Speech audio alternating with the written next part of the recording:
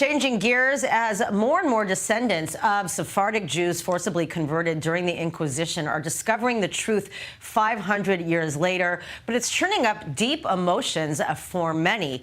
But did you know many also include scores of Native Americans from the United States, including our next guest, Elizabeth Kincaid Fried, a Native American Jewish activist and founder of Indijewness. And we are so happy to have you here in Israel.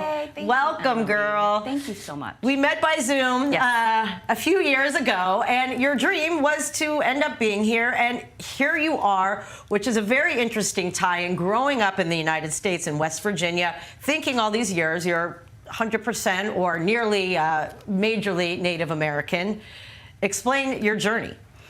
So growing up in West Virginia, if anyone asked me what I am, I would just respond Black, white, and Native. That's, you know.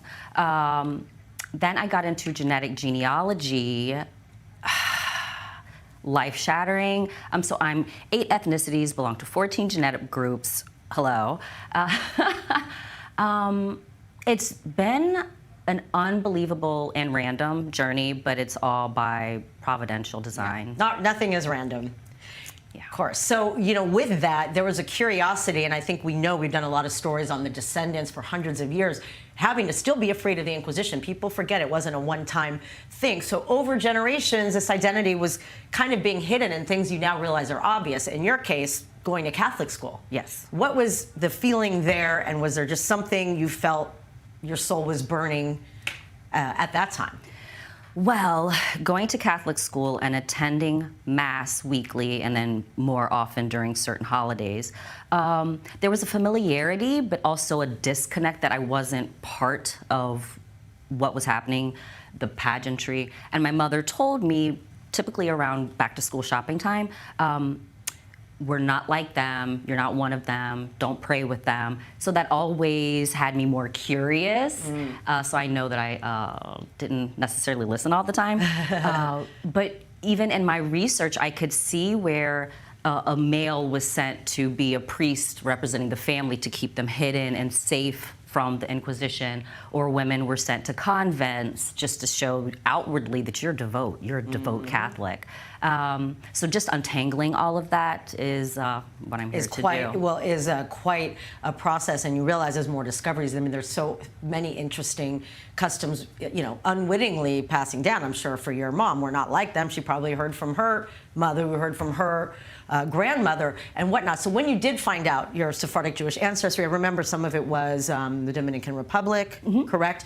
So how did you feel? I imagine, one, exciting, but at the same time confusing that you've been, in a way, lied to, or many like you.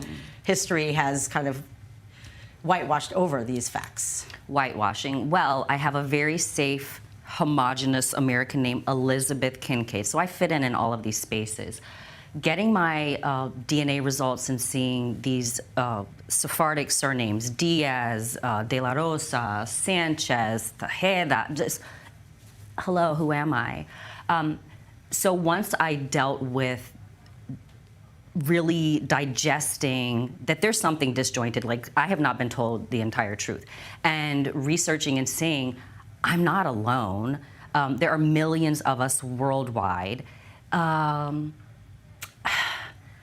The frustration and the anger that this was stolen from us, it's still being hidden from us, and that there is a real death grip to keep families' genealogies by the Catholic Church away from those who are finding out these family practices or epigenetic markers showing like families passing down responses to stress and triggers. Here to right a historical wrong, and I owe an enormous debt of gratitude to you, my husband Marvin Fried, to Ashley Perry, family name Perez, and Jeannie Milgram. Without all of you in this portrait, thank you so much. I would not be here doing what I'm doing. This is a time that many, you know, Isaiah. This is a time that was, predicted. So, with that, you started your own nonprofit, Indijewness. Now you're here indefinitely, trying to make Aliyah. I know you're waiting for your dog to get the proper paperwork. It's the only reason. But what is that pull? What is that calling for you to take it and come all the way here for it to feel authentic? I'm sure there's some archaic word that would describe it. I just don't have it right now. It is definitely a pull. I believe it's definitely visceral. It's ancient. I haven't pinpointed it yet. I don't know if I ever will. I believe so, but I don't know. It's when someone is lying to you and you know you're not hearing the truth, but when you finally hear the truth, you're like, oh, that's what it is. So that's the discovery. So every step of the way, it's like, yes, this is it. No, this is not. Oh, keep going, keep going. And now here you are. Here I am. Here you are, living amongst all of us. Welcome.